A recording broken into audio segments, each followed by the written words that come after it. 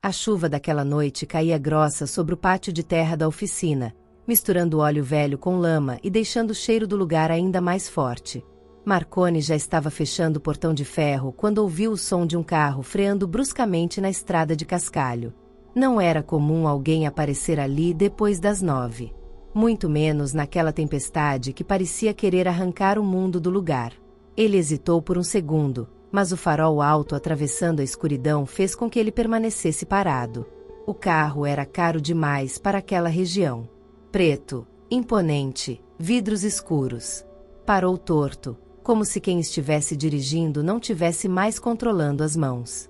Antes que Marconi pudesse decidir se deveria se aproximar ou ignorar, a porta do passageiro se abriu com dificuldade. Uma mulher desceu cambaleando, segurando o braço como se estivesse machucado. O salto afundou na lama, mas ela nem pareceu perceber. Ele correu instintivamente. Não era da natureza dele virar as costas para alguém precisando de ajuda. Mesmo depois de tudo que a vida já tinha tirado dele, Marconi ainda era aquele homem que acreditava que ninguém deveria enfrentar uma noite como aquela sozinho. Quando chegou perto, viu que ela estava pálida, os cabelos grudados no rosto pela chuva e os olhos carregados de medo. Ela segurou o braço dele com força. Não era o gesto de alguém que apenas precisava de abrigo. Era o desespero de quem estava fugindo. O coração de Marconi acelerou quando ele percebeu um detalhe que o fez gelar por dentro. O vidro traseiro do carro estava trincado, como se tivesse sido atingido por algo. Aquilo não era acidente. Era perseguição. Antes que ele perguntasse qualquer coisa, ela falou, com a voz trêmula mas decidida. Eu sabia que você ainda estaria aqui. Eu precisava encontrar você antes que fosse tarde demais. Ele franziu o senho, tentando entender como aquela mulher elegante, claramente de outro mundo, poderia saber algo sobre ele. Ela ergueu o rosto, e mesmo sob a chuva e a tensão, havia algo familiar naquele olhar. Algo que ele não conseguia encaixar, mas que mexeu com uma memória antiga, guardada num canto esquecido da mente. Então ela respirou fundo e disse as palavras que fizeram o tempo parecer parar. Sou aquela garota que você salvou há 7 anos atrás. Se essa história já começou a mexer com você, escreve aqui nos comentários Eu acredito no destino, porque o que ela vai revelar sobre aquela noite de 7 anos atrás vai mudar tudo.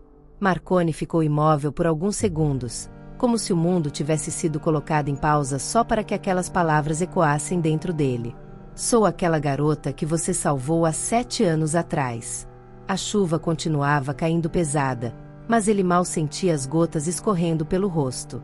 Sua mente já estava voltando para uma estrada escura, uma noite fria e um caminhão parado no acostamento. 7 anos antes, ele voltava de uma entrega quando viu um carro capotado perto de um barranco. Não havia sinal de ambulância, nem polícia. Apenas fumaça subindo do motor e uma figura pequena tentando sair pela janela quebrada. Ele não pensou 2 vezes. Desceu do caminhão e correu, ignorando o risco de explosão. Dentro do carro estava uma adolescente desacordada, com o cinto preso e o vidro estilhaçado por todos os lados. O fogo começava a surgir sob o capô. Ele forçou a porta, cortou o cinto com canivete que sempre carregava e puxou a garota para fora segundos antes de uma pequena explosão tomar conta do veículo. Depois disso, tudo foi rápido. Ambulância, polícia, perguntas. Ela nunca chegou a dizer o nome. Ele também não fez questão de saber.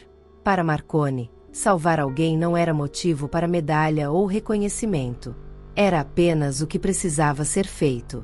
Ele voltou para casa naquela madrugada com a roupa suja de sangue que não era dele e com uma estranha sensação de que aquela história ainda não tinha terminado. Agora, ali na oficina, ele olhava para a mulher à sua frente e começava a reconhecer traços daquela menina. O mesmo formato dos olhos.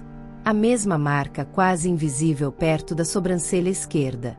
Mas agora havia algo diferente. Determinação. Força. E medo. Eles estão atrás de mim, ela disse, quase num sussurro. E eu não posso ir à polícia.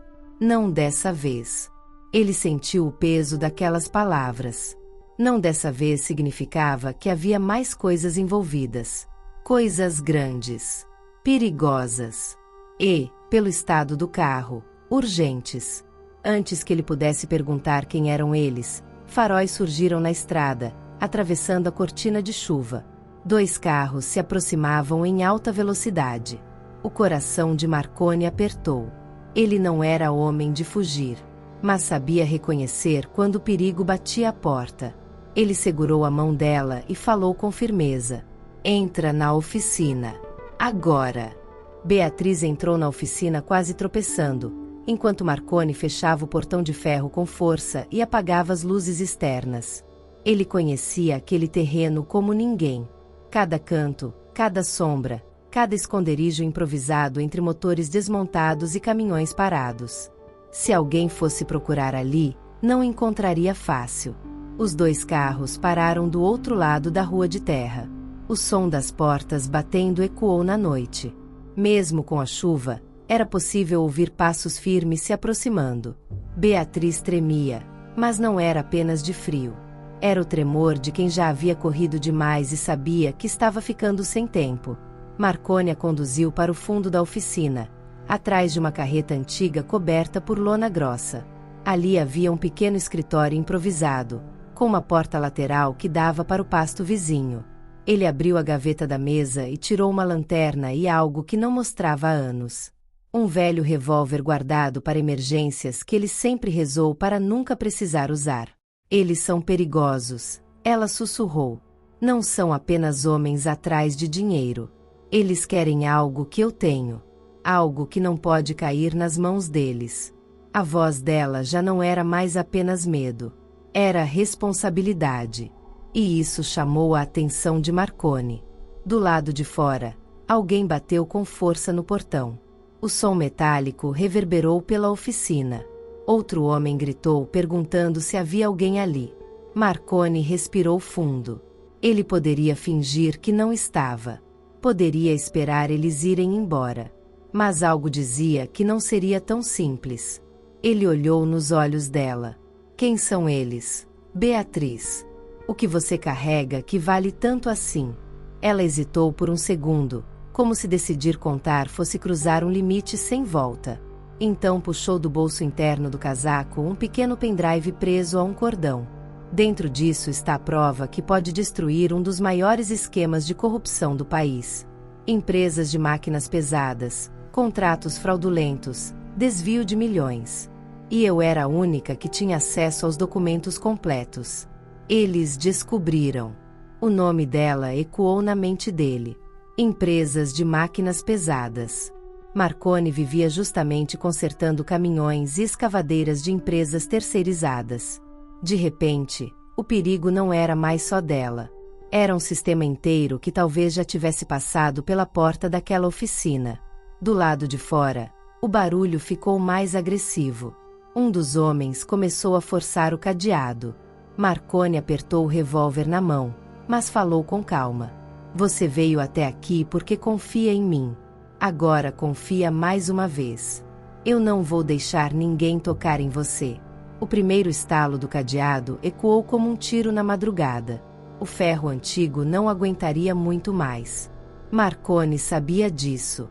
Ele se posicionou entre Beatriz e a porta principal da oficina, não como um herói de filme, mas como um homem simples que já tinha enfrentado coisa pior na vida e aprendido que o medo não pode mandar. O segundo impacto veio mais forte. O portão abriu alguns centímetros, deixando a luz dos faróis cortar o interior escuro como uma lâmina. Silhuetas se desenharam na entrada. 2 homens altos, roupas escuras, postura de quem estava acostumado a intimidar. Um terceiro ficou perto do carro, observando. Tem alguém aí dentro, gritou um deles. A voz não era nervosa. Era segura. Confiante demais. Beatriz apertou o braço de Marconi. Eles não vão desistir. Eles já tentaram me pegar 2 vezes hoje. Eu não posso voltar para aquele lugar. A palavra aquele lugar saiu carregada de algo que não era apenas perigo. Era trauma. Marconi não respondeu de imediato. Ele caminhou até a parte da frente antes que os homens arrombassem de vez. Acendeu apenas uma luz fraca perto da porta e abriu o suficiente para aparecer. O que vocês querem? Ele perguntou com firmeza, mantendo o corpo bloqueando a visão do interior. Um dos homens sorriu de lado. Estamos procurando uma mulher que pode ter se perdido por aqui. Não queremos problema. Só queremos o que é nosso. O jeito como disse nosso fez Marconi entender que aquilo não era sobre dinheiro simples. Era sobre poder. Ela não está aqui, ele respondeu seco. Isso aqui é oficina, não hotel. O homem avançou um passo, encarando de perto. Se estiver mentindo, mecânico, você vai se arrepender. A palavra mecânico saiu carregada de desprezo, como se fosse sinônimo de insignificante. Marconi já tinha ouvido aquele tom antes na vida. Ele sabia exatamente de onde vinha. Por um segundo, os olhos dele mudaram. Não havia mais apenas proteção. Havia orgulho. Eu não tenho medo de homem que se esconde atrás de ameaça. A tensão ficou pesada no ar. A chuva parecia ter diminuído, como se até o céu estivesse esperando o que viria a seguir. E então, inesperadamente, o celular de um dos homens tocou. Ele atendeu, escutou por alguns segundos e mudou completamente a expressão. Vamos sair, disse aos outros. Por enquanto. Os carros foram embora tão rápido quanto chegaram. Mas Beatriz sabia. Eles voltariam. O silêncio depois que os carros desapareceram foi quase ensurdecedor. A chuva já tinha diminuído, mas o cheiro de perigo continuava no ar. Marconi fechou o portão com cuidado, reforçou o cadeado e voltou para o fundo da oficina. Beatriz estava sentada numa cadeira de plástico, respirando fundo como quem tenta manter o controle antes de desabar. Ele colocou um copo de água na mão dela. Agora você vai me contar tudo. Sem esconder nada. Beatriz segurou o copo com as duas mãos, ainda tremendo. Eu trabalho como diretora financeira de um grupo empresarial que atua com contratos de máquinas pesadas e infraestrutura. Há meses eu comecei a desconfiar que os números não batiam. Valores superfaturados, contratos fantasmas, empresas de fachada. Marconi sentiu o estômago apertar. Ele já tinha ouvido histórias assim, mas nunca imaginou estar no meio de uma. Ela continuou. Eu fui mais fundo. Descobri que parte dos contratos envolvia desvio milionário e pagamento de propina para garantir licitações. O problema é que um dos diretores descobriu que eu estava investigando. E foi aí que começou a perseguição, ele completou. Ela assentiu. Tentaram me intimidar. Depois tentaram comprar meu silêncio. Quando eu recusei, começaram as ameaças. Hoje cedo, invadiram meu apartamento. Eu consegui sair antes que me encontrassem, mas sabiam que eu tinha copiado os arquivos. Marconi olhou para o pendrive na mão dela. E por que você veio até mim? 7 anos depois. No meio da noite. Os olhos dela ficaram marejados, mas firmes. Porque você foi a única pessoa na minha vida que me salvou sem querer nada em troca. Você não perguntou quem eu era, não pediu recompensa, não tentou se aproveitar. Você simplesmente me tirou do fogo. Eu nunca esqueci seu rosto. Ele ficou em silêncio. A vida dele não tinha sido fácil desde aquela noite. Perdeu contratos, enfrentou dificuldades, quase fechou a oficina. Mas nunca imaginou que aquela decisão de parar o caminhão mudaria algo além daquele momento. Eu procurei você durante anos. Ela confessou. Queria agradecer. Queria retribuir de alguma forma. Mas agora eu preciso mais do que agradecer. Eu preciso sobreviver. Marconi respirou fundo. Ele não era rico. Não tinha influência. Mas tinha algo que aqueles homens claramente subestimaram. Coragem e senso de justiça. Marconi ficou alguns segundos olhando para o chão da oficina, como se ali, entre manchas de óleo e marcas antigas de pneus, estivesse escrita a resposta que precisava dar. Ele sempre viveu de trabalho duro, sem se meter em assunto de gente poderosa. A oficina era o mundo dele. Simples, direto, honesto. Mas aquela noite já tinha atravessado qualquer limite de normalidade. Ele ergueu os olhos para Beatriz. Se eu ajudar você, não tem volta. Eles vão me colocar no mesmo nível que você. Vou virar problema para gente grande. Ele não falava com medo, mas com consciência. Ela assentiu devagar. Eu sei. E é justamente por isso que eu não posso pedir isso de você como obrigação. Se você disser que não, eu vou embora agora. Dou um jeito. Mas eu precisava tentar. Aquela frase atingiu algo dentro dele. Dar um jeito. Ele conhecia aquele tom. Era o mesmo que ele usava quando a vida apertava e ninguém aparecia para socorrer. Era o tom de quem sempre enfrentou sozinho. Você ainda tem alguém de confiança? Ele perguntou. Ela hesitou. Tinha. Mas não sei mais em quem posso confiar. O esquema é maior do que eu imaginava. Envolve diretores, políticos, empresas terceirizadas. Pessoas que parecem intocáveis. Marconi passou a mão pelo rosto, sentindo o peso da decisão. Então fez algo inesperado. Pegou o celular antigo, abriu a lista de contatos e parou em um nome que quase nunca usava. Ele não era apenas mecânico de caminhões. Durante alguns anos, antes de abrir a própria oficina, trabalhou como motorista para uma empresa de transporte que atendia contratos do governo. Conheceu muita gente. Viu muita coisa. Inclusive um delegado que havia investigado irregularidades no passado e que deviam favor a ele. Eu não sou homem de poder, Beatriz. Mas conheço gente que odeia corrupção mais do que eu odeio injustiça. E se tem uma coisa que aprendi nesses anos, é que ninguém é grande demais quando a verdade aparece. Ela o encarou, surpresa. Você vai mesmo fazer isso? Ele respirou fundo. Eu já salvei você uma vez. Parece que o destino decidiu que eu não terminei o serviço. Mas o que nenhum dos dois sabia ainda era que alguém tinha ficado para trás naquela estrada, observando a oficina de longe. Enquanto Marconi discava o número antigo do delegado, uma sombra permanecia estacionada a poucos metros da estrada principal. Um dos carros havia saído com os outros, mas o terceiro homem tinha ficado. Motor desligado. Faróis apagados. Apenas observando. Ele não confiava em saídas fáceis. Dentro da oficina, Beatriz começava a recuperar o controle da respiração. A adrenalina estava baixando, mas o medo ainda estava ali, pulsando sob a pele. Ela sabia que aqueles homens não tinham recuado por desistência. Eles estavam recalculando. Marconi falou baixo ao telefone, explicando o mínimo necessário. Não citou nomes. Não mencionou empresas. Apenas disse que tinha provas de um esquema envolvendo contratos públicos e que a pessoa com as evidências estava em risco imediato. Do outro lado da linha, o delegado Henrique Farias ouviu em silêncio. Ele já tinha enfrentado pressões políticas antes. Já tinha sido transferido de setor por mexer onde não devia. Mas a palavra provas mudou tudo.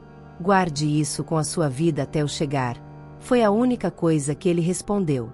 Marconi desligou e olhou para Beatriz. Ele vem. Mas vai levar pelo menos 1 hora. A gente precisa ganhar tempo. Foi nesse momento que um estalo seco ecoou do lado de fora. Não era o portão. Era algo diferente. Mais discreto. Como um passo calculado sobre brita molhada. Marconi apagou a luz novamente. O silêncio voltou, mas agora era um silêncio carregado de presença. Alguém não tinha ido embora. Beatriz segurou o pendrive com força, percebendo que a perseguição estava longe de terminar. E, pela primeira vez naquela noite, ela sentiu algo além do medo. Sentiu culpa. Porque talvez tivesse trazido o perigo diretamente para a porta do homem que um dia arriscou a vida por ela. Marconi se aproximou da porta lateral. Atento. Ele conhecia aquele tipo de movimentação. Era caça. E alguém estava caçando. O som de uma janela sendo forçada confirmou o que ele já sabia. A batalha não tinha terminado. Ela estava só começando. O barulho da janela sendo forçada foi sutil, quase cuidadoso demais para quem estava tentando invadir. Marconi fez um gesto para que Beatriz permanecesse em silêncio absoluto. Ele conhecia cada ponto cego da oficina. Sabia onde o piso rangia, onde o eco denunciava passos, onde a sombra escondia melhor. A lanterna estava desligada. O revólver firme na mão. Ele não queria usar. Nunca quis.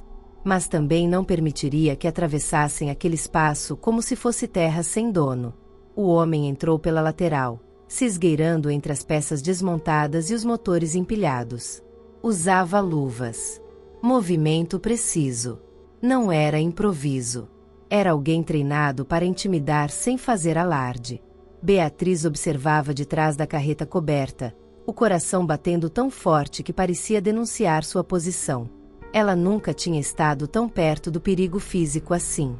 A corrupção que enfrentava sempre foi feita de planilhas, reuniões, assinaturas silenciosas. Aquilo era diferente. Aquilo tinha cheiro, respiração e passos. Marconi esperou o invasor avançar alguns metros antes de falar no escuro.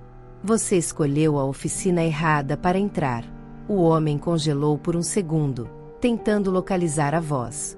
Mas antes que reagisse, Marconi surgiu lateralmente e pressionou o revólver contra o ombro dele, não apontado para matar, mas suficiente para deixar claro que não estava desarmado. Quem mandou você? Ele perguntou firme. O homem soltou uma risada curta, debochada. Você não faz ideia do que está enfrentando, mecânico. Isso não é coisa para gente do seu tamanho. Marconi apertou a arma contra ele com mais firmeza. Eu não preciso ser grande. Só preciso estar certo. O invasor tentou girar o corpo, mas Marconi era mais forte do que aparentava. Anos levantando motores pesados tinham dado a ele muito mais do que resistência. Tinham dado disciplina. Do fundo da oficina, Beatriz saiu da sombra, finalmente encarando o homem que vinha perseguindo sua vida há dias. E então ela reconheceu o rosto. Ele era assessor direto de um dos diretores da empresa. Isso não era mais apenas ameaça externa. Era traição interna. O homem sorriu para ela com frieza. Você realmente achou que sairia disso viva? Marconi percebeu pelo olhar dela que aquilo era pessoal. Muito maior do que imaginava. Mas antes que qualquer resposta pudesse ser dita, o celular do invasor vibrou no bolso. E o nome que apareceu na tela fez Beatriz perder o fôlego. Era o próprio presidente do grupo empresarial. A tela do celular iluminou o rosto do homem por um instante, e Beatriz sentiu o estômago afundar. O nome piscava ali, inconfundível. Augusto Valença, presidente do grupo. A imagem pública de empresário respeitado, filantropo, homem de família. O mesmo homem que apertava sua mão nas reuniões e elogiava sua competência diante do conselho. Marconi percebeu a mudança na respiração dela. Quem é? Ele perguntou baixo, mantendo a arma firme. Ela respondeu quase sem voz. É ele. O presidente. O invasor soltou um riso contido. Vocês acham mesmo que isso é sobre contratos pequenos? Vocês não fazem ideia de quem estão enfrentando. O telefone continuava vibrando. Marconi tomou uma decisão rápida. Pegou o aparelho do bolso do homem e atendeu no viva voz, mantendo o invasor imobilizado. Do outro lado, a voz era calma demais. Encontrou ela. O silêncio da oficina pareceu mais pesado que a chuva lá fora. Marconi não respondeu. Beatriz sentiu que aquele era o momento em que não havia mais como fingir neutralidade. A voz do outro lado insistiu. Eu sei que ela está aí. Você não entende, garota. Isso não é sobre dinheiro. É sobre sobrevivência. Se esses arquivos vierem à tona, muita gente poderosa cai junto. Beatriz respirou fundo. Então era isso. Não era apenas corrupção empresarial. Era algo que se conectava a contratos públicos, políticos, campanhas. Uma rede inteira sustentada por silêncio. Marconi finalmente falou. Ela não está sozinha. Houve uma breve pausa. E então a resposta veio fria, calculada. Todo mundo está sozinho no final, mecânico. Especialmente quando resolve brincar com fogo. A ligação foi encerrada. A oficina ficou em silêncio novamente, mas agora não era medo. Era clareza. O presidente sabia onde ela estava. E não parecia preocupado em esconder isso. Beatriz olhou para Marconi com um peso nos olhos que ia além da perseguição. Se ele está ligando direto assim, é porque já decidiu até onde vai. Marconi apertou o maxilar. Então a gente decide também. Lá fora, ao longe, um som diferente começou a se aproximar. Não eram os mesmos carros de antes. E não eram discretos. O jogo tinha acabado de subir de nível. O som que se aproximava não era discreto, nem silencioso como os carros anteriores. Eram sirenes. Fortes. Crescentes. Cortando a noite como um aviso inevitável. Beatriz sentiu um misto de alívio e medo ao mesmo tempo. A ajuda estava chegando, mas também poderia significar exposição. Marconi ainda segurava o invasor imobilizado. O homem agora já não parecia tão confiante. Sabia que, se fosse pego ali, sua presença seria difícil de explicar, principalmente com ligação recente do presidente registrada no telefone. Luzes vermelhas e azuis começaram a refletir nas paredes de metal da oficina. Em poucos segundos, viaturas cercaram a entrada principal. O delegado Henrique Farias desceu do carro com postura firme, acompanhado de 2 agentes. Marconi abriu parcialmente o portão. O delegado avaliou a cena rapidamente. O homem imobilizado, a mulher visivelmente abalada, a oficina fechada em plena madrugada. Não precisou de muitas palavras para entender que aquilo não era um chamado comum. Beatriz saiu da sombra e encarou o delegado. Eu tenho provas. E eles já sabem que eu tenho. Henrique olhou para ela com atenção profissional, mas havia algo diferente ali. Ele não via apenas uma denunciante. Via alguém que tinha decidido enfrentar algo muito maior do que ela. O invasor foi algemado e colocado na viatura. Antes de entrar, lançou um olhar frio para Beatriz. Isso não termina aqui. Ela sustentou o olhar pela primeira vez sem tremer. O delegado se aproximou de Marconi. Você não mentiu. Isso é grande. Marconi respondeu apenas com um aceno curto. Ele não era homem de discursos, mas sabia reconhecer quando a linha entre cidadão comum e peça de um jogo político tinha sido cruzada. Henrique virou-se para Beatriz. Precisamos sair daqui. Agora. Se o presidente já entrou em contato direto, significa que há gente infiltrada até onde você não imagina. Ela segurou o pendrive com mais força. E pela primeira vez naquela noite, o medo deu espaço para algo mais firme. Determinação. Mas enquanto a viatura começava a se mover, um carro escuro permaneceu parado à distância, observando tudo. Alguém ainda estava contando cada passo dela. E o próximo movimento poderia ser o mais perigoso de todos. A viatura avançava pela estrada molhada enquanto as luzes refletiam no asfalto como rastros de alerta. Beatriz estava no banco de trás, ao lado de um dos agentes. Marconi seguia no carro do delegado Henrique. O silêncio dentro do veículo era pesado, mas não era de medo. Era de cálculo. Henrique dirigia atento, olhando mais pelo retrovisor do que para frente. Eu não posso levar vocês para a delegacia principal, disse ele em tom baixo. Se o esquema é do tamanho que parece, não sabemos quem está comprometido. Marconi entendeu imediatamente. Isso significa que estamos sozinhos. Henrique negou levemente com a cabeça. Significa que precisamos escolher bem em quem confiar. Beatriz olhava pela janela, tentando organizar os pensamentos. Durante meses ela trabalhou em silêncio, juntando documentos, copiando e-mails, rastreando transferências suspeitas. Achava que, quando entregasse as provas, a justiça simplesmente faria o resto. Agora percebia que a justiça também precisava de estratégia. Eles chegaram a uma casa simples nos arredores da cidade. Não era delegacia. Não tinha placa. Parecia abandonada. Henrique estacionou e virou-se para eles. Aqui funciona um núcleo interno da corregedoria. Pouca gente sabe. Se houver vazamento, saberei exatamente de onde veio. Beatriz sentiu um leve alívio. Pelo menos havia um plano. Marconi desceu do carro e olhou ao redor. Ele não estava acostumado com aquele tipo de situação, mas uma coisa era clara. Não voltaria à vida comum depois daquela noite. Dentro da casa, um computador foi ligado. Henrique conectou o pendrive. Os arquivos começaram a aparecer na tela. Planilhas. Transferências internacionais. Contratos superfaturados. Pagamentos vinculados a campanhas políticas. O delegado ficou em silêncio por alguns segundos. Isso não é apenas corrupção empresarial, ele murmurou. Isso é um esquema nacional. Beatriz sentiu o peso das palavras. Ela sempre soube que era grande. Mas ouvir aquilo de alguém experiente dava outra dimensão ao que estava enfrentando. Henrique respirou fundo.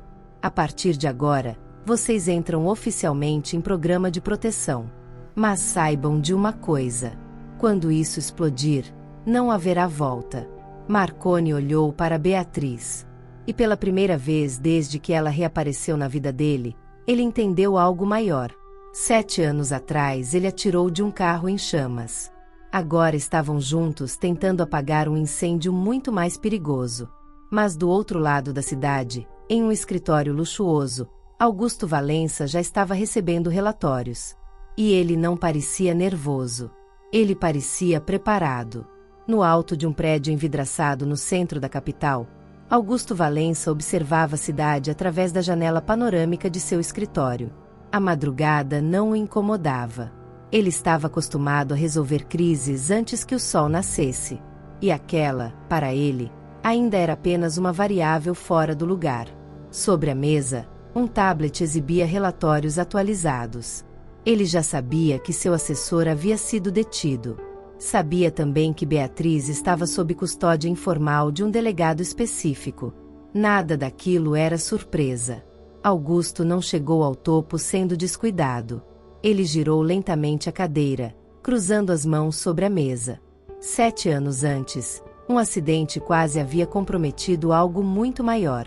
Um contrato irregular ligado à expansão de maquinário pesado em regiões estratégicas. Na época, uma jovem estagiária sobreviveu. Ele considerou aquilo irrelevante. Agora percebia que havia subestimado a pessoa errada. Ele pegou o telefone fixo e discou um número que não estava salvo em lugar nenhum. Quando a ligação foi atendida, falou apenas uma frase: "Ative o plano de contingência." Do outro lado da cidade, a notícia começou a se espalhar silenciosamente entre pessoas influentes. Arquivos poderiam vazar. Uma investigação interna poderia virar escândalo nacional. E quando dinheiro, política e contrato se misturam, a reação raramente é limpa.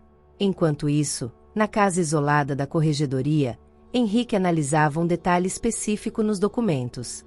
Um padrão de transferência que se repetia desde 7 anos atrás. Ele ampliou a tela e olhou para Beatriz. Você percebeu que o início desse esquema coincide exatamente com o ano do seu acidente? Ela sentiu um frio percorrer a espinha. Não era coincidência. Marconi observava em silêncio, tentando conectar as peças. Se o acidente dela estava ligado ao início do esquema, aquilo não tinha sido apenas fatalidade. Alguém tentou silenciar uma testemunha antes mesmo que ela soubesse o que estava vendo. Beatriz respirou fundo. Então eu nunca fui um dano colateral. Eu sempre fui um risco.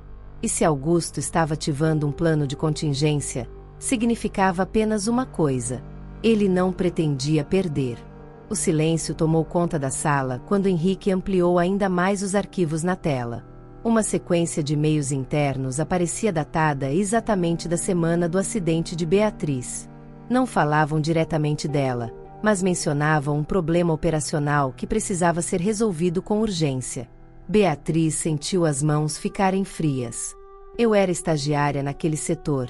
Eu organizava relatórios de contratos. Eu tinha acesso temporário às planilhas originais. Henrique assentiu. E alguém percebeu. Marconi observava atento, absorvendo cada palavra. 7 anos atrás ele apenas viu um carro capotado e uma garota lutando para sair das ferragens. Agora entendia que talvez aquilo nunca tivesse sido apenas excesso de velocidade ou descuido. Henrique continuou. No mesmo dia do seu acidente, houve uma reunião emergencial entre diretores. Logo depois, Várias transferências suspeitas foram redistribuídas para contas externas. Alguém acreditou que o risco havia sido eliminado. Beatriz fechou os olhos por um instante. Eu me lembro que, naquele dia, saí mais tarde do trabalho. Recebi uma ligação dizendo que precisava revisar um documento urgente. Fui sozinha. Marcone sentiu um aperto no peito. E o carro? Era da empresa, ela respondeu. As peças começaram a se encaixar de maneira cruel. O freio pode ter sido comprometido, Henrique concluiu em voz baixa. Se for confirmado, isso não é apenas corrupção. É tentativa de homicídio. Beatriz abriu os olhos lentamente. Durante anos ela tentou convencer a si mesma de que o acidente tinha sido um azar terrível. Algo fora de controle. Agora percebia que talvez alguém tivesse decidido que ela sabia demais antes mesmo de compreender o que sabia. Marcone se aproximou dela. Você não sobreviveu por acaso. Ela olhou para ele, lembrando da explosão atrás deles naquela noite antiga. Se ele não tivesse parado o caminhão, se tivesse passado direto, o esquema teria seguido sem resistência. Henrique fechou o notebook com firmeza. A partir de agora, isso deixa de ser apenas denúncia. Isso vira investigação criminal de alto nível. Mas enquanto eles organizavam os próximos passos, uma mensagem apareceu no celular do delegado. Era um comunicado interno urgente. Ele leu e ficou imóvel por alguns segundos. Temos um problema. O assessor que prendemos foi liberado por ordem superior. E o pedido veio direto do gabinete do secretário estadual. O jogo não estava apenas grande. Ele estava blindado. Henrique manteve o celular na mão por alguns segundos antes de falar. O assessor foi liberado sob justificativa de falta de provas suficientes para mantê-lo detido. A ordem veio de cima. Muito acima. Beatriz sentiu o estômago revirar. Eles estão tentando ganhar tempo. Henrique concordou. Ou estão tentando nos intimidar. Marcone cruzou os braços, o maxilar travado. Ele já tinha visto coisa parecida no passado, quando empresas grandes pressionavam pequenos fornecedores até quebrá-los. Mas aquilo era diferente. Agora envolvia polícia, governo, gente poderosa. Henrique voltou para o computador. Precisamos agir antes que eles bloqueiem tudo. Se Augusto ativou um plano de contingência, pode estar movendo dinheiro, apagando registros, pressionando testemunhas. Beatriz respirou fundo. Existe algo que ainda não contei. Os dois homens olharam para ela ao mesmo tempo. Eu enviei uma cópia parcial dos arquivos para um contato fora do país. Um jornalista investigativo. Ele só vai publicar se algo acontecer comigo. Henrique ergueu as sobrancelhas. Você jogou pesado. Eu precisei. Ela respondeu. Eu sabia que poderia ser silenciada. Marcone a encarou com uma mistura de surpresa e admiração. Você não veio aqui só para se esconder. Ela negou com firmeza. Eu vim porque precisava sobreviver tempo suficiente para derrubar tudo. Henrique caminhou até a janela da casa discreta e olhou para a estrada escura. Se isso for divulgado sem preparo, pode virar escândalo antes de termos mandado judicial. Precisamos sincronizar. Antes que pudessem continuar, as luzes da casa piscaram. Uma vez, duas. E apagaram. O silêncio ficou pesado demais. Henrique puxou a arma imediatamente.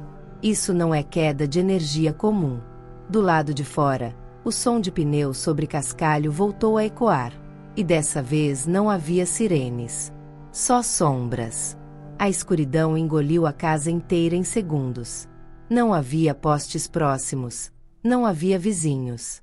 Só a estrada vazia e o som de pneus parando lá fora. Henrique fez sinal para que todos se abaixassem. A situação havia deixado de ser pressão política. Aquilo era ação direta. Marcone sentiu o coração bater pesado, mas sua mente estava estranhamente clara. Ele já tinha enfrentado fogo uma vez para salvar Beatriz. Se fosse preciso enfrentar homens de novo, enfrentaria. Beatriz segurava o pendrive com tanta força que os dedos começaram a doer. Ela sabia que não estavam ali para negociar. Estavam ali para encerrar. Portas de carro se abriram. Passos firmes. Mais de 2. Talvez 4. Henrique se aproximou da lateral da casa e espiou por uma fresta. Não eram policiais. Não estavam uniformizados. Mas se moviam como equipe treinada. Isso é limpeza de prova, ele murmurou. Uma das janelas foi atingida por algo pesado. O vidro estilhaçou, espalhando fragmentos pelo chão. Marconi puxou Beatriz para trás de uma parede estrutural. O ar ficou denso, carregado de perigo. Então algo inesperado aconteceu. Faróis fortes surgiram na estrada, vindos da direção contrária. 2 veículos grandes, oficiais, com identificação federal. Não eram viaturas comuns. Os homens do lado de fora hesitaram. Henrique reconheceu os carros imediatamente. Corregedoria Federal. Ele havia enviado um alerta silencioso antes que a energia fosse cortada. Os invasores tentaram recuar, mas já era tarde. Agentes federais desceram dos veículos e cercaram a casa. A movimentação foi rápida, coordenada. Em poucos minutos, os homens estavam rendidos. Beatriz respirou fundo pela primeira vez desde que a luz apagou. Não era vitória ainda, mas era uma rachadura na blindagem do sistema. Henrique olhou para ela com firmeza. A partir de agora, isso sobe de nível. Não é mais investigação estadual. É federal. Marconi percebeu que não havia mais volta. Aquilo sairia dos bastidores. Mas enquanto os homens eram levados algemados, um dos agentes federais se aproximou de Henrique e disse algo baixo demais para que Beatriz ouvisse. O delegado ficou sério. Augusto Valença já deixou o país. Se você está sentindo que essa história está só começando de verdade, comenta a verdade vai aparecer. Porque agora a caçada muda de direção.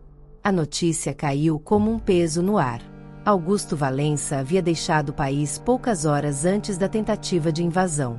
Voo particular. Destino inicial não divulgado. Tudo rápido demais para ser coincidência. Beatriz sentiu uma mistura de frustração e clareza. Ele sempre esteve 2 passos à frente. Henrique caminhava de um lado para o outro na sala, já iluminada novamente pelos geradores federais. Quando alguém foge assim, é porque sabe que a estrutura começou a ruir. Mas fuga também é admissão indireta de culpa. Marconi observava em silêncio. Para ele, aquilo parecia roteiro de jornal nacional, não realidade. Empresário milionário, esquema de corrupção, tentativa de homicídio, fuga internacional. E no meio disso tudo, ele, um mecânico de caminhões que só tentou fazer a coisa certa. Um agente federal se aproximou de Beatriz. Precisamos que você entre formalmente como denunciante protegida. A partir de agora, seu nome será mantido sob sigilo máximo. Mas você precisará depor. Ela assentiu. Eu estou pronta. Henrique abriu um novo arquivo na tela. Temos algo ainda mais forte agora. Com a tentativa de invasão e a fuga, conseguimos justificar pedido de bloqueio internacional de contas e cooperação com autoridades externas. Marconi respirou fundo. Então isso pode derrubar ele de verdade. Henrique respondeu sem hesitar. Pode. Mas não será rápido. Beatriz sentou-se, finalmente permitindo que o corpo relaxasse alguns segundos. 7 anos atrás, ela quase morreu em um carro sabotado. Agora, 7 anos depois, estava ajudando a desmantelar o império que tentou apagá-la. Mas ainda havia algo que a incomodava. Ela virou-se para Marconi. Eu nunca te contei uma coisa. Ele franziu o senho. Na noite do acidente, antes de perder a consciência, eu ouvi alguém dizer que o serviço tinha sido feito. O silêncio voltou pesado. Se houve alguém no local naquela noite, isso significa que não foi apenas sabotagem mecânica. Foi execução planejada. E alguém estava lá para confirmar. A pergunta agora não era só onde Augusto estava, mas quem mais sabia. A frase ecoou na cabeça de Marconi como um trovão atrasado. Alguém disse que o serviço tinha sido feito. Aquilo mudava completamente a narrativa da noite do acidente. Ele fechou os olhos por um instante, forçando a memória. Lembrou-se do cheiro de gasolina, da fumaça subindo do capô, da pressa em cortar o cinto de segurança. Mas agora, algo começou a se encaixar. Naquela noite, antes de ouvir a pequena explosão, ele também tinha percebido outro carro parado alguns metros atrás do veículo capotado. Faróis apagados. Silencioso demais. Ele achou que fosse alguém com medo de se aproximar. Mas talvez não fosse. Henrique se aproximou. Você viu esse carro? Marconi assentiu devagar. Vi, mas ele foi embora quando eu tirei ela do carro. Eu pensei que fosse só um curioso. Beatriz sentiu o corpo inteiro arrepiar. Então eles estavam lá. Eles sabiam que eu ainda estava viva. Henrique respirou fundo. Isso significa que, mesmo depois do acidente falhar, decidiram esperar. Talvez acreditassem que você morreria de qualquer forma. Marconi apertou os punhos. Ele lembrava de ter colocado Beatriz na beira da estrada, tentando estancar o sangramento na testa dela. Lembrava de ter olhado ao redor e sentido algo estranho no ar, como se estivesse sendo observado. Ele nunca comentou aquilo com ninguém. Achou que fosse imaginação. Agora entendia que não era. Beatriz segurou o braço dele. Você me salvou 2 vezes naquela noite. Não só do fogo, mas de quem estava esperando que eu não sobrevivesse. Henrique já digitava novas informações no sistema. Se confirmarmos presença de outro veículo, isso transforma o caso em tentativa de execução planejada com testemunha. Marconi olhou para Beatriz com algo diferente nos olhos. Não era apenas proteção agora. Era indignação. 7 anos. 7 anos achando que foi acidente. 7 anos carregando uma culpa silenciosa por ter sobrevivido. E agora descobriam que foi armadilha. Mas o que ninguém esperava era que aquela memória não fosse a única coisa que voltaria à tona. Henrique recebeu um novo alerta no sistema internacional. Um dos sócios do grupo empresarial foi localizado. E ele não estava sozinho. Estava com alguém que poderia mudar tudo. Henrique virou a tela do notebook para que Beatriz e Marconi vissem. Um dos sócios minoritários do grupo empresarial havia sido localizado em um país vizinho. Diferente de Augusto, ele não parecia preparado para a fuga. Seus cartões estavam sendo usados. Seu passaporte não tinha registro recente de saída oficial. Isso significa que ele pode estar tentando negociar, Henrique murmurou. Beatriz franziu o senho. Negociar com quem? Com a própria sobrevivência, respondeu o delegado. Segundo o alerta, o sócio solicitou contato com autoridades brasileiras através de um intermediário internacional. Ele queria falar. E queria proteção. Marconi cruzou os braços, atento. Quando alguém decide falar assim, é porque tem medo maior do que lealdade. Henrique assentiu. E medo é o que faz impérios ruírem. Beatriz sentiu algo estranho no peito. Parte dela queria justiça. Parte queria respostas. Mas havia outra parte que precisava ouvir da boca de alguém que participou de tudo. O nome do sócio era Eduardo Vilar, um dos homens presentes na reunião emergencial no dia do acidente. Henrique leu a mensagem completa em voz alta. Ele afirma possuir informações sobre uma operação chamada Projeto Retorno, e diz que o plano incluía eliminar riscos internos antes que os contratos fossem auditados. Beatriz sentiu o ar faltar por um segundo. Eliminar riscos internos. Ela não era acidente. Era risco. Marconi olhou para ela com firmeza. Você sobreviveu porque eles falharam. E falharam por minha causa. Ela segurou a mão dele. Não. Eu sobrevivi porque você decidiu parar o caminhão. Isso não foi acaso. Henrique respirou fundo. Se Eduardo realmente falar, teremos ligação direta entre o presidente, o plano e a tentativa de homicídio. Mas havia um detalhe que mudou o rumo da conversa. O sócio exigiu uma condição. Ele só falaria se Beatriz estivesse presente na audiência.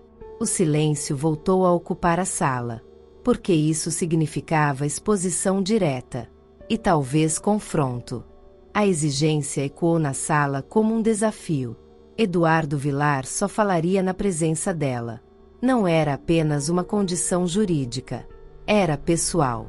Henrique fechou o notebook por alguns segundos e olhou diretamente para Beatriz. Você não é obrigada a aceitar. Podemos tentar outro caminho. Ela respirava devagar, organizando os pensamentos. Durante 7 anos, viveu com a sombra de um acidente que quase a matou. Durante meses, enfrentou ameaças silenciosas ao investigar o esquema. Agora, finalmente, alguém do outro lado queria falar. E queria olhar para ela. Marconi observava em silêncio, mas seus olhos diziam tudo. Ele apoiaria qualquer decisão. Mas sabia que aquele encontro poderia ser brutal. Beatriz ergueu o queixo. Eu vou. Henrique franziu a testa. Você entende que isso pode ser estratégia para desestabilizar você? Eu entendo. Ela respondeu firme. Mas também entendo que durante muito tempo eles acharam que eu tinha medo. Eu não tenho mais. Marconi sentiu algo mudar ali. Não era mais apenas a garota que ele salvou. Era uma mulher que tinha sobrevivido, aprendido e decidido enfrentar. Henrique assentiu lentamente. Então vamos organizar isso com máxima segurança. A audiência será sob custódia internacional, com transmissão gravada e proteção jurídica completa. Beatriz olhou para Marconi. Você não precisa ir. Ele soltou um leve sorriso. Eu já fui longe demais para parar agora. No fundo, ela sabia que a presença dele não era apenas apoio. Era a lembrança viva de que o plano deles falhou. Horas depois, a videoconferência segura foi organizada. Eduardo apareceu na tela. O rosto cansado, olhar inquieto, alguém claramente pressionado pelo próprio medo. Ele olhou diretamente para Beatriz. Você nunca deveria ter sobrevivido. O silêncio que se seguiu foi diferente de todos os outros. Não era tensão. Era confirmação. E Eduardo começou a falar. Eduardo respirou fundo antes de continuar. A voz dele não tinha mais arrogância. Tinha desgaste. Medo acumulado. O projeto Retorno foi criado para antecipar auditorias internas que poderiam comprometer contratos com o governo. Havia risco de investigação internacional. Precisávamos eliminar qualquer variável fora do controle. Henrique mantinha tudo gravado, cada palavra documentada. Beatriz não desviava o olhar. E eu era uma variável. Você acessou planilhas que não deveria ter visto. Eduardo respondeu. Não por intenção, mas por função. Alguém percebeu. E Augusto não admite risco. Marconi sentiu a indignação subir, mas permaneceu em silêncio. O plano original era simples. Criar um acidente técnico, sem suspeita. Um problema no freio, estrada isolada, ausência de testemunhas. Nada que levantasse investigação profunda. Beatriz fechou os olhos por um segundo. Eu me lembro do cheiro forte. Eu achei que fosse só combustível. Eduardo assentiu. Foi sabotagem mecânica. Mas o plano falhou quando ele apareceu. Ele apontou para Marconi através da tela. Marconi manteve a postura firme. Ele não buscava reconhecimento. Mas agora entendia o tamanho do que tinha impedido. Eduardo continuou. Quando percebemos que você estava viva, houve discussão sobre finalizar o serviço. Mas o acidente já havia chamado atenção suficiente. Decidimos monitorar. Henrique interveio. Monitorar por 7 anos. Até termos certeza de que ela não representava ameaça real. Beatriz sentiu algo dentro dela se transformar completamente. Eles acompanharam sua vida. Seu crescimento profissional. Suas promoções. Eduardo abaixou o olhar. Quando você começou a investigar contratos novamente, Augusto entendeu que o risco havia retornado. Projeto Retorno. Eliminar risco interno antes da auditoria. Marconi sentiu o peso da revelação. 7 anos atrás, ele não salvou apenas uma vida. Ele interrompeu um sistema inteiro. Eduardo levantou os olhos novamente. Augusto não fugiu por medo da denúncia. Fugiu porque sabe que há registros que não podem ser apagados. Henrique aproximou-se da tela. Onde estão esses registros? Eduardo hesitou por um segundo. Em um servidor externo, vinculado a um fundo internacional. Se ele for acessado, não cai só um empresário. Cai uma rede inteira. O silêncio que se formou não era mais de medo. Era de compreensão. Aquilo deixava de ser um caso isolado. Era um terremoto. Henrique inclinou o corpo para frente, atento. Onde está esse servidor, Eduardo? O ex-sócio respirou fundo antes de responder. Ele não está em nome da empresa. Está vinculado a um fundo de investimento internacional criado como fachada. Os dados ficam armazenados em um data center fora do país, mas os acessos são feitos por chaves criptografadas individuais. Beatriz sentiu a mente correr rápido. Eu tenho registros de movimentações financeiras que apontam para esse fundo. Henrique assentiu. Isso nos dá base jurídica para a cooperação internacional. Mas precisamos de algo mais direto. Eduardo passou a mão no rosto, como alguém finalmente cansado de sustentar mentiras. Existe uma chave mestre. Augusto mantém cópia física e digital. A digital é protegida por autenticação dupla. A física. Ele nunca confiou totalmente em tecnologia. Marconi franziu o senho. Ele guarda algo físico. Onde? Eduardo hesitou. Em um cofre particular ligado a uma propriedade fora da capital. Um lugar que ele usa para reuniões discretas. Henrique já anotava tudo. Se conseguirmos essa chave, abrimos o servidor completo. E se abrirmos o servidor? Beatriz completou. Não é só contrato superfaturado. É ligação com campanhas, contas no exterior, pagamentos cruzados. Eduardo olhou para ela com uma expressão quase arrependida. Eu participei disso. Mas não imaginava que chegaria a esse ponto. Henrique manteve a postura fria. Participação em tentativa de homicídio não é detalhe. O ex-sócio abaixou o olhar. Beatriz respirou fundo. Onde fica essa propriedade? Eduardo deu o endereço.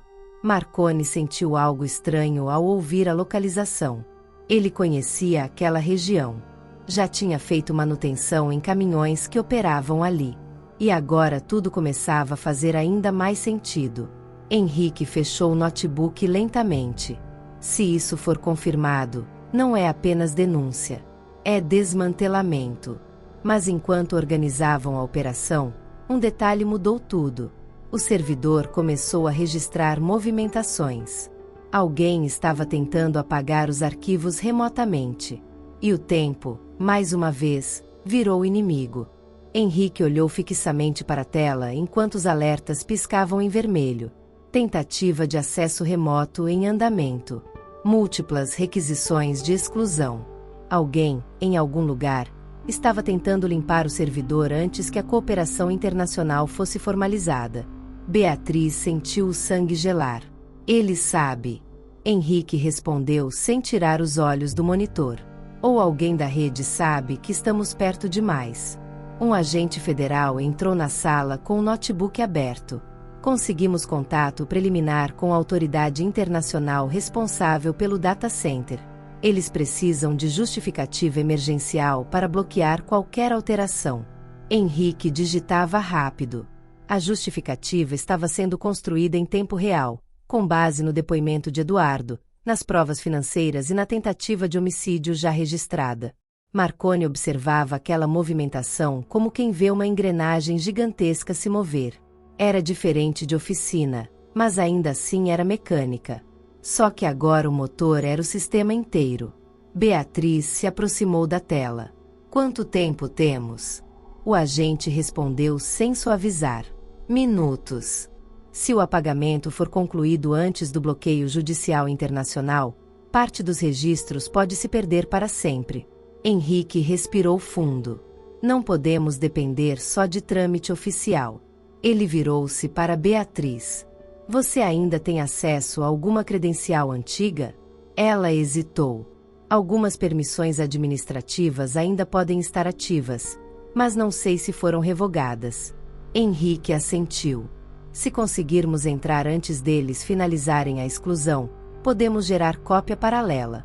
Beatriz sentou-se diante do computador, as mãos firmes apesar da pressão. Digitou a primeira credencial. Negado. Tentou a segunda.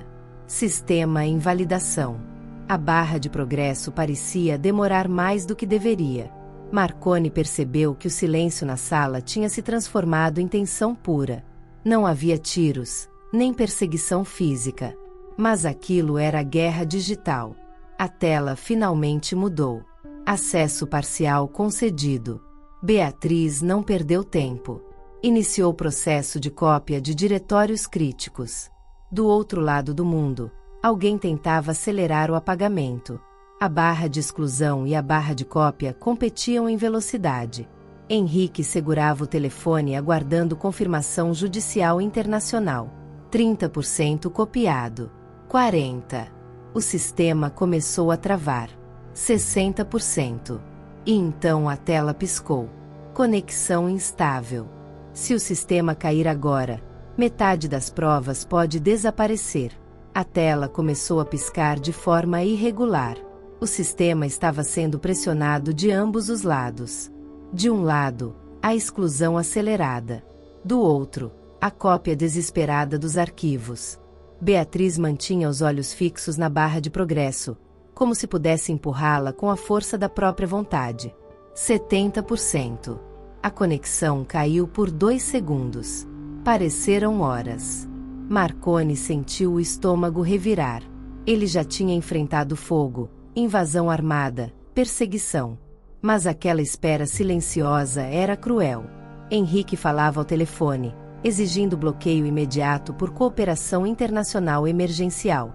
Do outro lado, autoridades confirmavam recebimento da solicitação. A tela voltou. 75%. Beatriz respirava controladamente, mas o coração batia descompassado. Se aquilo falhasse, Augusto poderia reconstruir narrativa, manipular provas, escapar como tantos outros antes dele. O sistema emitiu um alerta vermelho. Tentativa de sobreposição de acesso. Eles estavam tentando derrubar a sessão dela. Beatriz digitou rápido, ativando a autenticação secundária que poucos sabiam que ainda existia. Era um protocolo antigo, criado para auditorias internas. O sistema validou. 88%. Henrique finalmente recebeu confirmação. Bloqueio internacional autorizado. No exato momento em que a barra de exclusão chegou a 90%, o servidor externo recebeu ordem judicial de congelamento. A exclusão foi interrompida. 95%. 98%. 100%. Cópia concluída. O silêncio que se instalou na sala não era de medo. Era de incredulidade. Eles tinham conseguido. Beatriz soltou o ar que parecia preso há 7 anos. Marconi olhou para ela como quem testemunha algo maior do que vitória técnica. Ela não estava mais fugindo. Ela estava enfrentando. Henrique fechou o notebook com firmeza. Agora não é mais questão de suspeita. É prova. Mas ainda faltava uma peça. A chave física no cofre da propriedade isolada. E sem ela, o acesso completo ao fundo internacional ainda estava incompleto. A guerra estava quase vencida, mas ainda não terminada. A localização indicada por Eduardo ficava em uma região afastada, cercada por mata e estrada de terra pouco movimentada. Oficialmente, era registrada como área rural para descanso executivo. Na prática, funcionava como ponto estratégico para reuniões que nunca apareciam em agenda pública. Henrique organizou a operação com agentes federais especializados. Não seria invasão desordenada. Seria cumprimento de mandado emergencial baseado nas novas provas obtidas. Marconi insistiu em acompanhar até a entrada da propriedade. Ele conhecia aquele caminho. Já tinha levado caminhões para manutenção em obras próximas dali anos atrás. Agora entendia por que sempre havia tanta discrição. Beatriz estava no veículo ao lado, observando a paisagem passar pela janela. Era estranho pensar que, enquanto quase morria 7 anos antes, decisões eram tomadas em lugares como aquele. Quando chegaram, a casa principal parecia silenciosa demais. Moderna, discreta, cercada por câmeras. Henrique deu ordem de entrada. A equipe avançou com precisão. Portas arrombadas com respaldo legal. Alarmes dispararam, mas já não importava. No interior, tudo parecia organizado. Limpo demais. Como se alguém tivesse saído às pressas, mas sem deixar bagunça. Um dos agentes chamou Henrique até um escritório interno. Ali estava o cofre. Beatriz sentiu o coração acelerar. Aquilo não era apenas metal. Era a última peça para abrir completamente o esquema. Henrique autorizou a abertura técnica. O cofre era sofisticado, mas não impenetrável. Minutos que pareceram longos demais se passaram até o clique seco da abertura. Dentro, pastas físicas, contratos assinados, documentos de repasse internacional e uma pequena caixa metálica com dispositivo criptográfico físico. Henrique segurou o dispositivo com cuidado. É isso. Marconi observava tudo em silêncio, absorvendo a dimensão do que estavam prestes a finalizar. Mas então um agente entrou apressado na sala. Temos movimentação na estrada. Veículos se aproximando em alta velocidade. Todos se entreolharam. Augusto não estava no país. Mas alguém ainda defendia o que restava. A batalha final ainda não tinha acabado. O som do motor se aproximava rápido demais para ser coincidência. Não era veículo comum passando pela estrada rural. Era aceleração firme, decidida. Henrique fez sinal para que todos se posicionassem. A equipe federal já estava espalhada pelo perímetro da propriedade. O cofre estava aberto. O dispositivo criptográfico em mãos. Quem quer que estivesse vindo, vinha tarde demais. O carro surgiu levantando poeira, freando bruscamente diante da entrada principal. A porta se abriu antes mesmo de o motor desligar.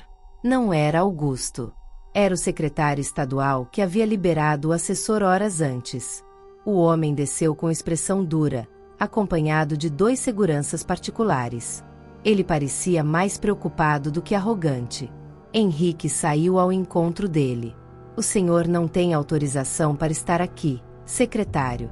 Ele ignorou o aviso e olhou direto para Beatriz.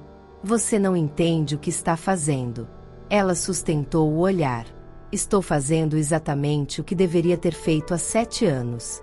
O secretário respirou fundo. Se isso vier a público da forma errada, o impacto econômico será devastador. Empresas quebram. Empregos desaparecem. Investidores fogem. Marconi não conteve a resposta. E matar gente resolve isso? O homem desviou o olhar por um segundo. Henrique mostrou o mandado e o dispositivo apreendido. O senhor já está formalmente vinculado à investigação por interferência em ato judicial. O secretário percebeu naquele instante que o jogo tinha virado. Ele não estava ali para ameaçar. Estava ali para tentar negociar silêncio. Beatriz deu um passo à frente. Durante anos vocês usaram o argumento da estabilidade para justificar crime. Usaram poder para silenciar quem questionava. Mas estabilidade construída sobre morte não é estabilidade. O silêncio que se seguiu não tinha mais tensão armada. Tinha derrota. O secretário foi conduzido para o veículo federal. A propriedade estava oficialmente sob custódia. Henrique segurava a peça final. Com o servidor bloqueado e a chave física apreendida, o fundo internacional seria aberto. E quando fosse aberto, não seria apenas um nome na manchete. Seria uma rede inteira. Mas ainda restava uma coisa. Augusto Valença ainda estava fora do país. E ele não era homem de aceitar quedas sem reagir. Com a chave física em mãos, a equipe técnica iniciou o procedimento de acesso completo ao fundo internacional. Não era apenas abrir arquivos. Era atravessar camadas de criptografia projetadas justamente para impedir rastreamento. Henrique acompanhava cada etapa ao lado de especialistas federais. Beatriz observava em silêncio. 7 anos de sombra estavam prestes a ganhar luz. Quando o sistema finalmente reconheceu a chave mestre, a tela revelou uma estrutura muito maior do que imaginavam. Não eram apenas contratos superfaturados. Eram ramificações internacionais, empresas fantasmas, repasses para campanhas políticas e transferências trianguladas entre países. Marconi, mesmo sem entender detalhes técnicos, percebeu pela expressão dos agentes que aquilo ultrapassava qualquer escândalo comum. Um dos especialistas falou em voz baixa. Isso não é só esquema empresarial. É organização estruturada para lavagem de dinheiro em escala internacional. Henrique respirou fundo. Com isso, o pedido de cooperação internacional contra Augusto pode ser elevado para extradição por crimes financeiros e tentativa de homicídio. Beatriz sentiu o peso das palavras. Tentativa de homicídio. Não era mais suspeita. Era acusação formal. As notícias começaram a vazar para a imprensa poucas horas depois. Não por vazamento ilegal, mas porque a operação já estava formalizada demais para ser abafada. Canais de televisão abriram plantões. O nome de Augusto Valença apareceu nas manchetes. O secretário estadual foi afastado. Mandados começaram a ser cumpridos simultaneamente em escritórios do grupo empresarial. O mercado reagiu. Ações despencaram. Conselhos administrativos tentavam conter danos. Mas havia algo que ninguém conseguia controlar: a narrativa. E, pela primeira vez, Beatriz não estava escondida. Ela era a denunciante que sobreviveu. Enquanto isso, em outro país, Augusto assistia às manchetes em uma sala privada de hotel. E pela primeira vez em décadas. Ele parecia nervoso. Mas homens como ele não fogem apenas para se esconder. Fogem para reorganizar. E reorganizar pode significar contra-atacar. No quarto silencioso do hotel no exterior, Augusto Valença assistia as notícias se multiplicarem. Seu nome estampado em manchetes, sua imagem repetida em todos os canais, comentaristas debatendo queda de império. Ele não gritava. Não quebrava nada. Apenas observava. Homens como ele não entram em pânico facilmente. Ele pegou o celular e fez uma última ligação. Não para advogado. Não para político. Para alguém que não aparecia em organograma algum. Alguém que cuidava de danos finais. Do outro lado do mundo, Henrique recebeu um alerta inesperado. Uma movimentação financeira significativa havia sido ativada a partir de uma conta secundária vinculada a Augusto. Uma tentativa clara de transferir recursos antes do bloqueio total. Mas o bloqueio internacional já estava em curso. A transferência foi interrompida. Augusto percebeu naquele instante que a rede de proteção estava sendo fechada. E quando isso acontece, existem apenas 2 opções: negociar ou atacar. Enquanto isso, Beatriz foi oficialmente incluída no Programa Nacional de Proteção a Testemunhas. Seu depoimento foi formalizado. Seu relato sobre o acidente, a sabotagem e o projeto Retorno passou a integrar o processo criminal. Marconi observava tudo à distância, ainda tentando entender como a vida dele havia saído de uma oficina simples para o centro de uma investigação internacional. Henrique se aproximou dele. Você sabe que, quando isso terminar, você pode voltar para sua vida. Marconi respondeu com calma. Eu nunca quis sair dela. Só não podia fingir que não viu o que vi. Beatriz ouviu aquela frase e sentiu algo diferente do medo ou da tensão. Gratidão profunda. Mas naquela mesma noite, um alerta vermelho surgiu na Central Internacional. Augusto solicitou asilo político. Se fosse concedido, o processo poderia se arrastar por anos. E o Império, mesmo abalado, poderia sobreviver. A batalha final não seria física. Seria jurídica. E moral. O pedido de asilo político feito por Augusto Valença caiu como uma nova tentativa de blindagem. Ele alegava perseguição, motivação política e risco à própria integridade. Era uma estratégia clássica: transformar acusado em vítima. Mas dessa vez havia algo diferente. As provas já estavam internacionalmente registradas. O servidor bloqueado, a chave física apreendida, o depoimento de Eduardo formalizado, os registros financeiros cruzados com tentativas de homicídio. Henrique participou da audiência virtual com autoridades estrangeiras. A transmissão não era aberta ao público, mas o mundo jurídico acompanhava com atenção. Não era só um empresário em julgamento. Era um teste sobre até onde o poder econômico podia se esconder atrás de fronteiras. Beatriz assistia de uma sala protegida. Não por curiosidade, mas porque sua história estava sendo usada como prova concreta de que não se tratava de disputa comercial. Tratava-se de crime organizado com tentativa de eliminação física. O representante do país estrangeiro questionou diretamente a defesa de Augusto. Como explicar sabotagem comprovada de veículo vinculada à empresa do acusado? A defesa tentou desviar. Alegou falha técnica não comprovada. Henrique apresentou laudo pericial reaberto com base nas novas provas. A sabotagem era inequívoca. O silêncio que se formou na audiência foi pesado. Marconi estava ao lado de Beatriz.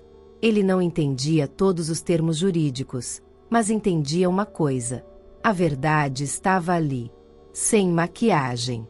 Horas depois, a decisão preliminar foi anunciada. O pedido de asilo foi negado. Augusto permaneceria sob custódia provisória até definição de extradição. Beatriz sentiu o corpo inteiro relaxar pela primeira vez desde a noite da oficina. Não era vingança. Era consequência. Mas ainda faltava o capítulo final. Porque impérios não caem apenas com prisões. Caem quando a verdade se torna pública. A coletiva de imprensa foi anunciada 2 dias depois. Não era espetáculo. Era prestação de contas. A investigação já estava formalizada, mandados cumpridos, cooperação internacional ativa. Não havia mais como abafar. Beatriz hesitou quando foi convidada a falar. Durante anos ela foi sombra, risco, alvo. Agora pediam que fosse voz. Marconi segurou a mão dela antes da coletiva começar. Você já enfrentou coisa pior do que microfone. Ela sorriu de leve. Era verdade. Quando entrou na sala, os flashes não a intimidaram. Não havia glamour ali. Apenas responsabilidade. Ela não falou com ódio. Não falou com desejo de destruição. Falou sobre o que viveu. Sobre a noite do acidente. Sobre perceber que não foi acaso. Sobre trabalhar dentro de um sistema que usava estabilidade como desculpa para crime. Henrique apresentou números, provas, conexões internacionais. O secretário afastado, os diretores indiciados, os bloqueios de contas. Mas o momento que marcou foi quando um jornalista perguntou a Beatriz por que ela não desistiu. Ela respirou fundo antes de responder. Porque alguém parou o caminhão naquela noite. O silêncio na sala foi imediato. Ela não estava falando só de heroísmo. Estava falando de escolha. Marconi assistia ao fundo da sala, invisível para a maioria, mas parte essencial da história. As manchetes no dia seguinte não falavam apenas da queda de um império. Falavam da denunciante que sobreviveu. Falavam do mecânico que mudou o rumo de uma história sem saber. E pela primeira vez, o nome de Augusto Valença não aparecia como símbolo de poder. Aparecia como exemplo de queda. Mas ainda faltava o encerramento. Porque histórias como essa não terminam em tribunal. Elas terminam em transformação. Meses depois, a extradição foi oficialmente concedida. Augusto Valença retornou ao país não como empresário admirado, mas como réu em um dos maiores escândalos de corrupção e tentativa de homicídio da década. O processo seguiu, longo e técnico, mas sólido. A rede que parecia intocável foi desmontada peça por peça. Empresas foram reestruturadas. Contratos auditados. Políticos investigados. O sistema que se sustentava no silêncio começou a ser reformulado pela exposição. Beatriz recusou propostas de entrevistas sensacionalistas. Ela não queria fama. Queria coerência. Aceitou integrar um Comitê Nacional de Compliance e Transparência Corporativa. Transformou a própria história em ferramenta de prevenção. Ela não era mais variável de risco. Era referência. Marconi voltou para sua oficina. O cheiro de óleo, o som de ferramentas, o chão marcado por anos de trabalho. Nada ali parecia grandioso. Mas agora ele sabia que grandeza não depende de manchete. Certa tarde, Beatriz apareceu novamente na oficina. Não fugindo. Não perseguida. Apenas caminhando sob o sol, sem pressa. Ele sorriu ao vê-la. 7 anos atrás, você me salvou da morte, ela disse com leveza. Agora salvou minha coragem de desaparecer. Ele respondeu com simplicidade. Eu só fiz o que precisava ser feito. Ela balançou a cabeça. Não. Você escolheu parar. E às vezes o mundo muda quando alguém decide parar. Não houve promessa dramática. Não houve cena cinematográfica. Apenas 2 pessoas que entenderam que destino não é algo mágico. É construção. É escolha. É caráter. A oficina continuou funcionando. Mas agora cada caminhão que entrava ali parecia carregar algo maior do que carga. Carregava a lembrança de que poder não é blindagem eterna. E que uma decisão aparentemente pequena pode atravessar anos, derrubar impérios e devolver voz a quem tentaram silenciar. Se essa história tocou você de alguma forma, escreve aqui nos comentários "Eu acredito na verdade". Compartilhe com alguém que precisa lembrar que caráter ainda importa. E me conta, você teria feito o mesmo naquela noite de tempestade?